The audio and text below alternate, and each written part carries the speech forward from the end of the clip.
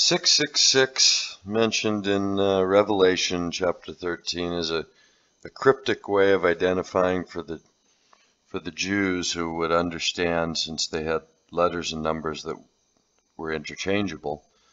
6 is the number of a man.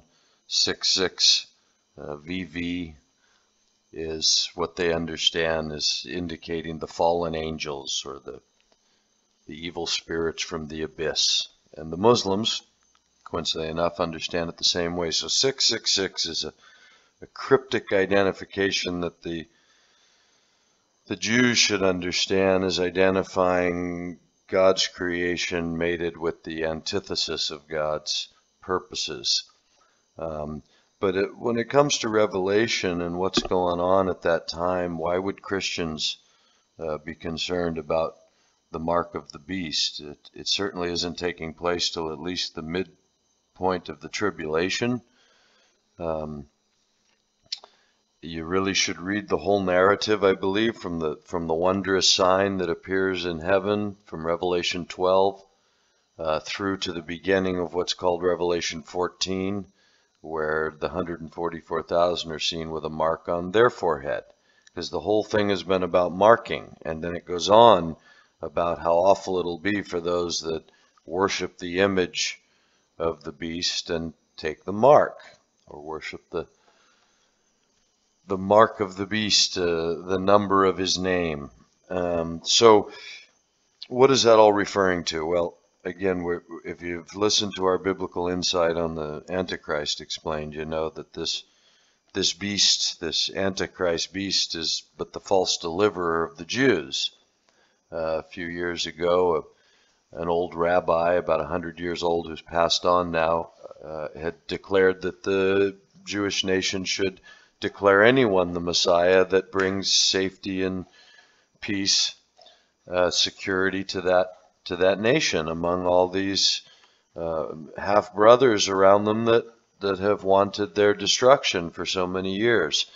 And so they're in a position to call Messiah an earthly king, and that's of course what the prophecy shows them doing. This earthly king betrays their trust in the middle of the 7-year tribulation period, causes their sacrifice to cease, and sets up an abomination that causes desolation on a wing of the temple.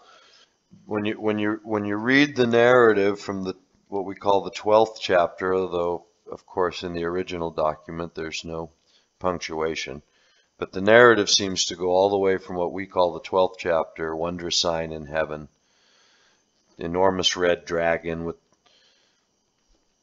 sweeps 1/3 of the stars out of heaven. It's got 7 heads and 10 horns and crowns on its heads.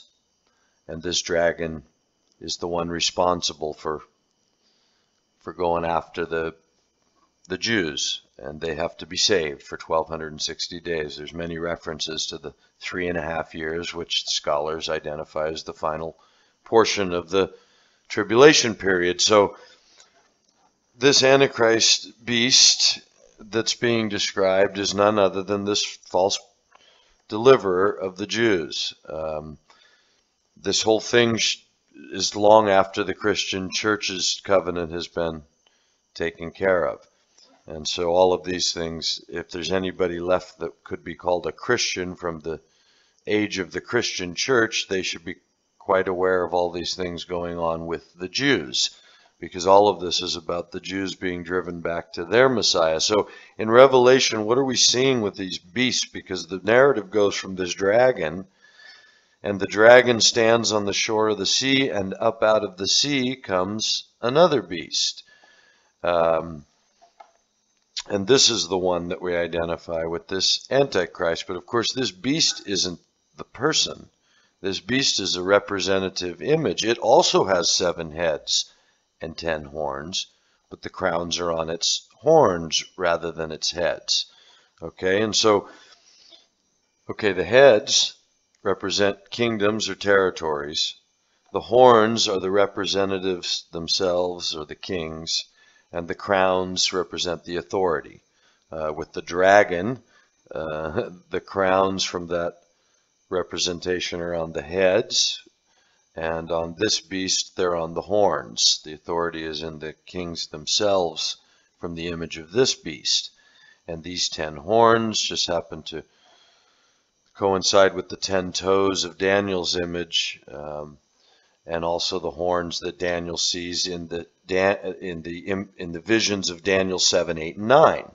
This is all speaking about the same time when this abomination of desolation is set up and the Jews face their final destruction, and the Messiah saves them. So it's all a picture of the same moment in time when we fear this mark of the beast, this 666 coming along. So Revelation, who are all these beasts? And now before the narrative is over, you have another beast comes up out of the earth. So you had the dragon with the 7 heads and the 10 horns, crowns on his heads, and he's standing on the shore of the sea. Up out of the sea comes another beast. He's like a leopard. I mean, this is what ties in with Daniel. This beast was like a leopard, feet of a bear, mouth of a head of a lion, mouth of the dragon. Okay, the leopard, bear, and lion are all images out of Daniel's prophecy, and we'll go into that in more detail in another teaching. But this is about the 666, and it's this next beast with 2 little horns, like a lamb. It's not described as having several heads or anything else, just 2 little horns like a lamb, but 2 horns like a lamb, but speaks with the mouth of a dragon. And it's this beast that comes up out of the earth in this narrative that exercises authority based on this other beast that came up out of the sea with the leopard, bear, lion beast with the 10 horns with the crowns on its horns, the authority in the kings themselves, not in the territories or the kingdoms as it is with the dragon, who is giving the power to the kingdoms. And so this lamb beast is the one who, it says, orders that an image be set up of the first beast. And remember now, beast isn't person. The beast is some sort of, well, I'm going to get to that in a second. The beast is the kingdom that's represented by this image, which represents all of those beasts that come through time that affect the Jews from the first to the last. That's their connection. That's their common denominator. And now this other beast that comes up out of the earth with 2 horns like a lamb, this is the one that orders that an image be set up of this beast, the leopard,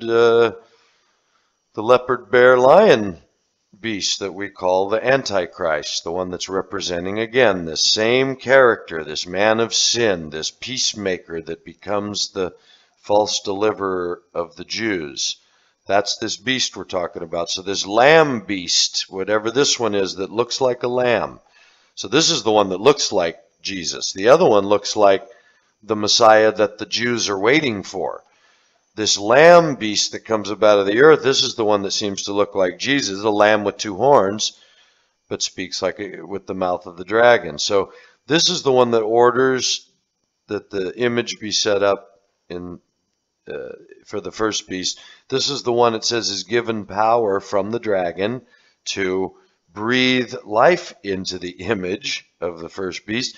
This is the one it says that forces everyone, both small and great, free and bond, rich and poor, to receive this mark of the beast, that it then goes on to say, for him who has wisdom, calculate that his number is 666. Now again, that's just this cryptic vision for the Jewish mysticists, and as it turns out, the Muslims who understand the same mysticism, that this is a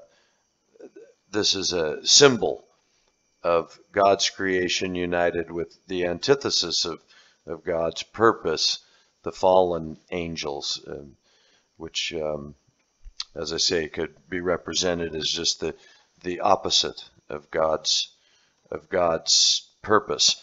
And so this is what 666 represents, and the beasts now are happening to the Jews at the last part of this 3.5 year period, when you've reached the abomination of desolation and you're at a point where those that aren't willing to literally die for the name of Jesus, even though they're Jews now that are being pushed to this, because remember, Jesus, if you're a Christian, Jesus is their Messiah.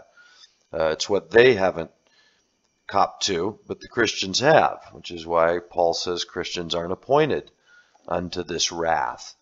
If you read Revelation, this is the wrath of God being poured out. This is the very thing that Paul says Christians aren't appointed to. So Antichrist and 666 really have nothing to do with Christians at all. And tune into another biblical insight, and we'll go over those beasts in Revelation, try and give you a handle on that.